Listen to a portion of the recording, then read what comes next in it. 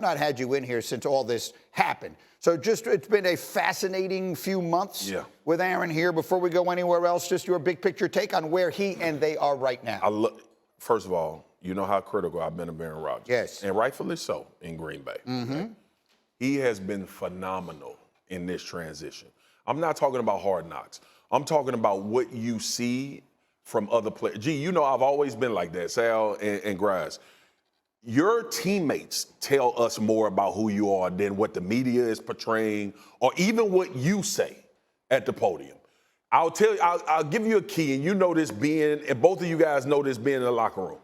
When, as a reporter or somebody that's coming in, if they ask you about a teammate and that teammate says, you're going to have to talk to him about that, or I don't want to talk about that, they are tired of that teammate. That's the signal of not being negative, but also saying, bro, I'm so sick of hearing about that.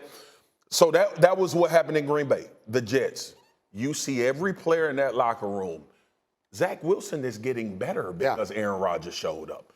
We know the relationship between Sauce. We hear dudes talk about the phenomenal feats on the field, which is not obsolete to anybody. We've known Aaron Rodgers is a good quarterback.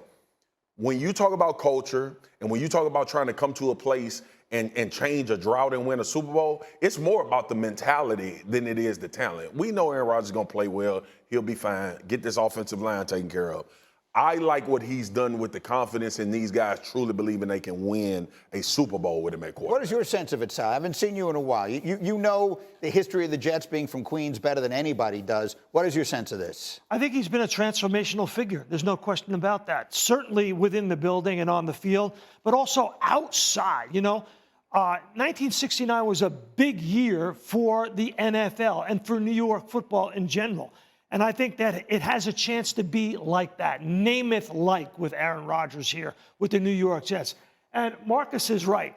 When you go into the locker room and you want to talk about a player and a player says, hey, you better talk to him about that, that's a signal that things aren't right. And right now, Aaron Rodgers is a completely different player than when he was in Green Bay. He was giving a sideways look to Matt LaFleur. He wasn't talking to the GM. Right? He wasn't real. When a wide receiver wasn't in the right spot, you heard him talk about guys being in the right spot and in the wrong spot. He's a completely different player, and that's good not only for the Jets, it is good for football in general. And I'm glad to see him be on. Now, we just showed a clip of Thibodeau getting after the quarterback. I hope they block him on Saturday night. Listen. I hope they block him on Saturday night. Wait, you don't like Rodgers playing in this game? I don't understand it. Like, he hasn't played in a preseason game in, 5 years? Right, 2018. All we're hearing is the production, or the protection is a mess. What is the benefit to having? He knows what Nathaniel Hackett's voice sounds like in his ear. He knows the offense. I don't understand the benefit to him being in this game. It's confusing to me, unless it's just another, like, Aaron Rodgers trying to be a different guy than he was in Green Bay. I think that's what it is. That's great. And I think that's what it is. But I think it's about the guys around him. I think it's about. I don't think it's about Aaron Rodgers. Like, Aaron Rodgers may want to do this. Well, that's the point, right? But I think it's about the guys that are like that presence for a minute, being in there and understanding cadence. Setting the tone. I think that's what it's about. Right. It's scary as hell. I'm with y'all. I'm nervous about it. But ultimately, like, you don't want 2 weeks from now, 2.5, 3 weeks from now, we're going to be September 11th in New York is going to be almost unbelievable for some of these young players. Yeah. Like, it is going to be, they are going to realize the full scope of not only the history and what happened here and the tributes and all of that. Aaron Rodgers in your building now. The expectation from these fans are completely different. I think hearing his voice Saturday may, like, just reassure the guys around him. And there's just no way he can get hurt. Like, there's just no way in the world he's going to get hurt in the preseason. Listen, I said it yesterday. Playing football. I said it yesterday. I'll say it again. Take me instead, okay? You want my knee, my shoulder, whatever you want. Let me get hurt. I'll fall off a curb if you need me to. Don't let Aaron get hurt in the preseason. I know, man. I asked for so little. Now, I have a bone to pick. with someone. It might be you. I don't know. ESPN.com. I don't know. Our experts, our ESPN experts put together our preseason power rankings, and we have the Jets 1, 2, 3, 4, 5, 13th. 13th. We got 12 better teams than the Jets so far. We have them 8th in the AFC. Jaguars are 11th. Jaguars are 11th. The Chargers are ahead of the Jets. Swagu, 12 teams better than the Jets, 7 teams in the AFC better than the Jets. Is that right? I disagree with that. Yes, disagree with it. It's what I think. But I do believe, hang in there, G, because you know what the beauty of this is? It don't matter. I'm putting it on the bulletin board. Been top 5 in the power rank. Right. And we've been home watching the Super Bowl with everybody else. Right. Okay? So don't worry about it. Yes. Here's the thing, though. This Chargers love. Chargers You love. don't like them? A lot of talent, but why? Not as good as the. Yes. Like, why? People forget. Like, we've gotten so enamored with Aaron Rodgers.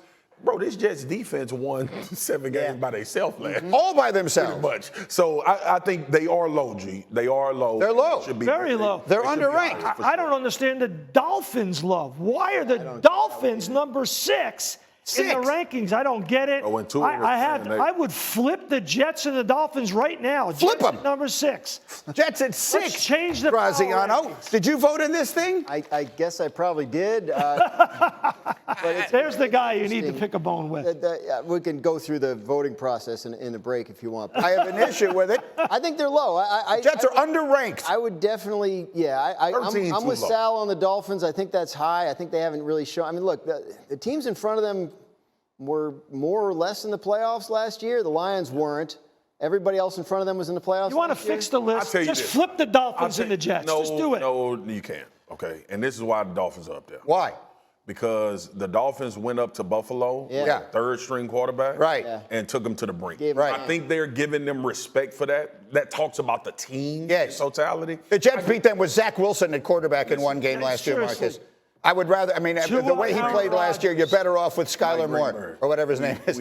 What? Tua was injured a lot. Right. This was one of the most prolific offenses when he was in there. I get it. And Vic Fangio is the defense coordinator. I understand. There's a lot of things going right in Miami right now. Yes, I understand that. And But we've got seen Aaron them play at Rodgers. a high This is level. finally my time. I'm going to retire. 13. I want that on the bulletin boards in Florham We Park agree 13 right now. is low. Too low. Don't kill the All right. Dolphins. Not have a great year last year. So here's what he told Sports Illustrated, quote, I think that's a big thing for me, keeping it loose, going out there and slinging it, going back to Alabama Mac. That's what he said. What does Swagu say? All Mac said is, I want to throw touchdowns, Coach. Touchdowns are why you ball in this league. And he did a lot of that at the University of Alabama, all the way to a national championship. Listen, Mac Jones is right. I'm glad they brought in Bill O'Brien to kind of calm things and give him a real offensive coordinator. But Mac Jones last year were throwing fits and having conniptions on the sideline because they wouldn't throw the football. All right, Mac, you up. You asked for it. Now we got to see it. Aaron Rodgers is in your division as well as Josh Allen and Tua. You know you're going to have to throw it. Can you throw it like them? What do you think, Sal? Yeah, I think it's a perfect fit with Bill O'Brien, Mike, because he's going to spread the offense out. This is going to be a spread offense, just like he ran a lot in Houston. And it's perfect for Mac Jones. They've got offensive line issues. The way to mitigate that, obviously, is get the ball out quickly, have lots of options. But I'm always suspicious of a guy speaking in the third person about himself. I never want somebody to say, I'm going back to Alabama Mac. Yeah, Greeny agrees with you on that. Russell Wilson is a Super Bowl winning quarterback. And now we're talking about if the guy can play the position at a very high level. Jarrett Stidham has to be ready, because the one thing Sean Payton will not do is allow Russell Wilson to go out and look consistently like he looked last year. He will make that change. And the reason he can make that change, regardless of Russell paycheck, is because it's new ownership and he is the head honcho in the building. Yeah, I think everyone has agreed with that except Sal. Why? Well, listen, I don't know much, but here's what I do know, okay? All that Walmart money that came to Sean Payton for was one reason and one reason only. You're going to fix the problems with Russell Wilson. And if you can't fix the problems with Russell Wilson at $20 million a year, at $100 million, then what are you really telling me, Marcus, that Jarrett Stidham is the answer at quarterback? He's not. No, I'm telling you. Not the answer. I'm not telling you he quarterback. the answer, but if Russ ain't, Jarrett Stidham going to be playing until they find an answer. You know, Sean Payton comes from the Bill Parcells school, right? He Yeah. learned how to coach. And Bill Parcells was the master of manipulating the press and sending signals from the podium to his different players. All he's doing is putting Russell Wilson on notice and the rest of the team.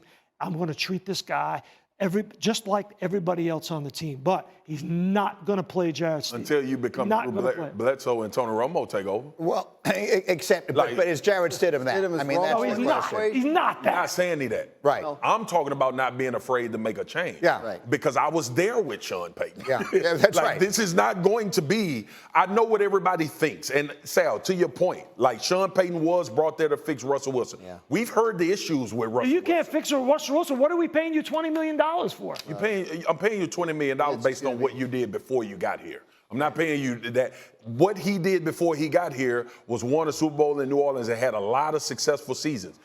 This team is going to be invested in a new quarterback if Russell Wilson ain't good.